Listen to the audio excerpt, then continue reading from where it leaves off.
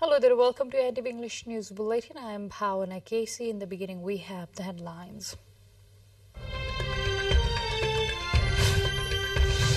Political parties and candidates busy in canvassing. Prime Minister Dewa addressing two election gatherings in home district Dadel-Dhura today. Zelensky says 4.5 million Ukrainians without power following Russian attacks, accuses the Kremlin of resorting to energy terrorism. Former Prime Minister Netanyahu's party and its allies emerge victorious in general election. Outgoing Prime Minister Lapid congratulates Netanyahu. And Pakistan boosts its hopes of progressing into the T20 World Cup, beating South Africa. Sadab Khan excels with his all-round soul.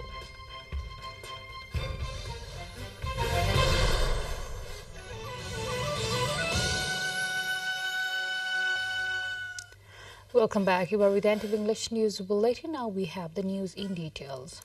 Prime Minister and Nepali Congress's President Sher Bahadur Dewa is scheduled to address two election gatherings today in Dadel-Dhura. He is all set to address the election meet at Nawadurga Rural Municipality and Ganyamdura. Prime Minister Dewa reached Dadel-Dhura on Thursday to participate in election campaigns. He also addressed the election-focused mass gatherings in district headquarters on Thursday. As per the program schedule, Prime Minister Dewa will remain in the district till November the 8th. Prime Minister Dewa is also scheduled to meet with the leaders and cadres of the coalition and his own party Nepali Congress during the campaign.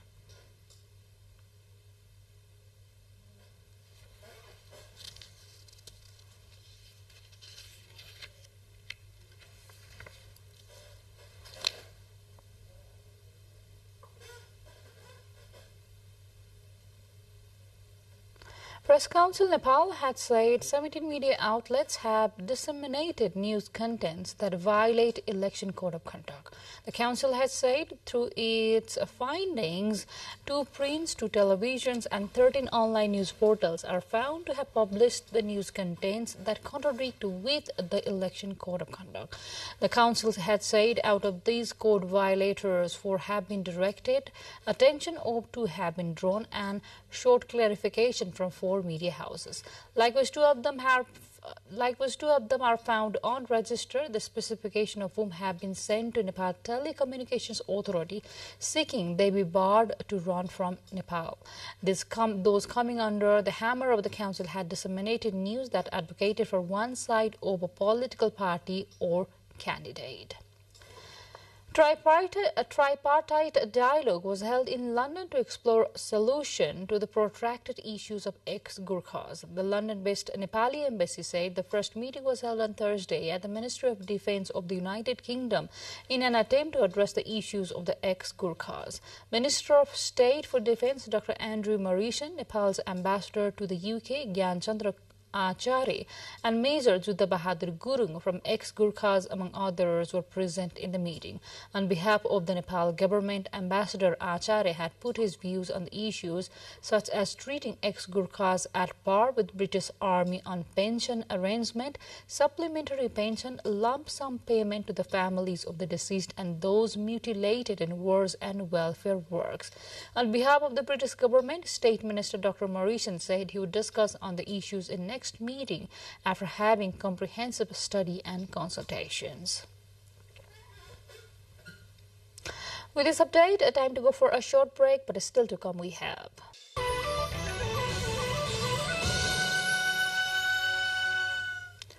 Welcome back now to more updates. Hindus across the country are observing the Hari Bodhini Ekadasi today by keeping a day-long fast and worshipping tulasi or basil plants at their households. The 4-month-long fasting season known as Chaturmas concludes from today. It is believed that Lord Vishnu, who had gone in a deep slumber from the day of the Hari Sayani Ekadasi 4 months ago, will wake on this day of the Hari Bodhini Ekadasi.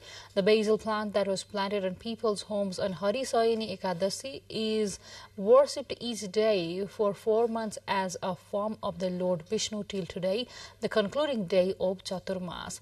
Religious fairs are taking place in Sesanarayan Temple in Farping, Budalinkanta Temple, Changunarayan, Ichangunarayan, Bisankunarayan, and at the Vishnu shrines across the country.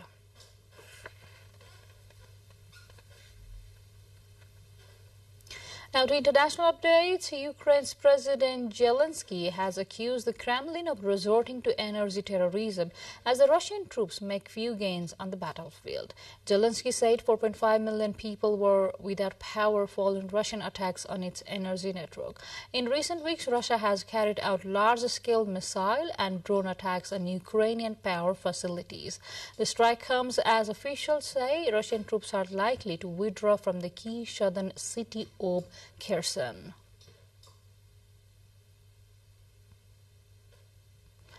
Outgoing Israeli Prime Minister Yair Lapid has congratulated Benjamin Netanyahu on his victory in Tuesday's general election.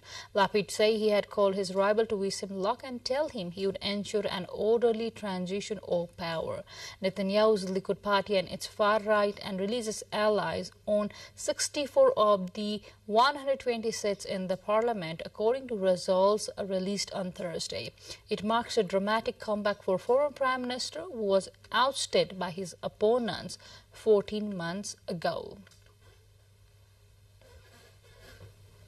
More updates lined up on the other side, but before that, time to go for a short break.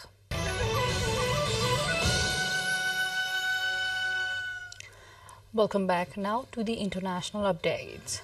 15 members of the Ecuadorian Armed Forces were wounded on Thursday during a raid on the El Litoral prison, the largest in the country. Inmates who were to be relocated to another prison threw grenades when the military and police entered the facilities. Ecuadorian President Lasso said he requested the armed forces to act with force but within the rule of the law. The government said 2,600 officers from the armed forces and police took part in the operation.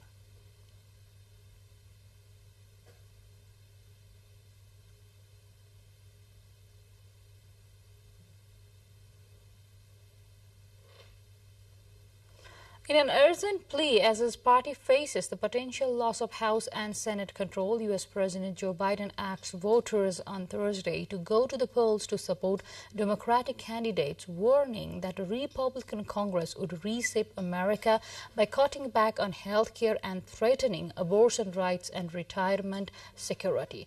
Biden also spoke about domestic policies, promising an assault weapons ban and saying that if Republicans pass a national abortion ban, he will veto it. The president's return to heavily Democratic California in the run-up to the election day speaks to the looming threat for his party in a turbulent midterm election year when Republicans appear to have control of the House, a grim prospect for Biden heading into the second half of his term.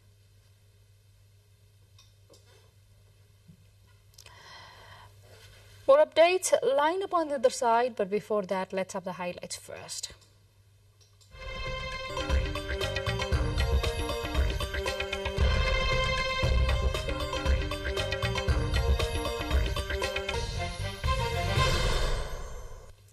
With every summer feeling hotter, Australia's urban areas are becoming more challenging to live in and people are seeking new solutions. As well as planting more trees, people are increasing their homes' insulation and using special paints that reflect rather than absorb the heat. According to the City of Sydney Resilience Program, heat already kills more Australians than floods, bushfires and the other natural disasters. Over the past 4 decades, the heat generated by the sun is so hot it's directly threatening the lives of more and more people. According to researchers at the University of New South Wales, 1.7 billion people living in 13,000 cities are in danger of severe overheating worldwide.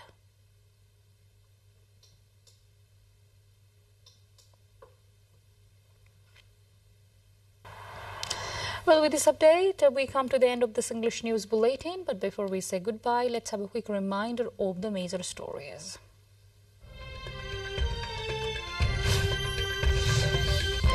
Political parties and candidates busy in canvassing. Prime Minister Deva addressing 2 election gatherings in home district Dadel-Dhura. Zelensky says 4.5 million Ukrainians without power following Russian attacks, accuses the Kremlin of resorting to energy terrorism. Former Prime Minister Netanyahu's party and its allies emerged victorious in general election. Outgoing Prime Minister Lapid congratulates Netanyahu. And Pakistan boosts its hopes of progressing into the T20 World Cup, beating South Africa. Sadab Khan excels with his all-round soul. That's all we have in this edition of English News Bulletin. We shall see you again with next round of English Bulletin at 6 in the evening. Till then, have a great time ahead and do stay tuned with us. Namaste.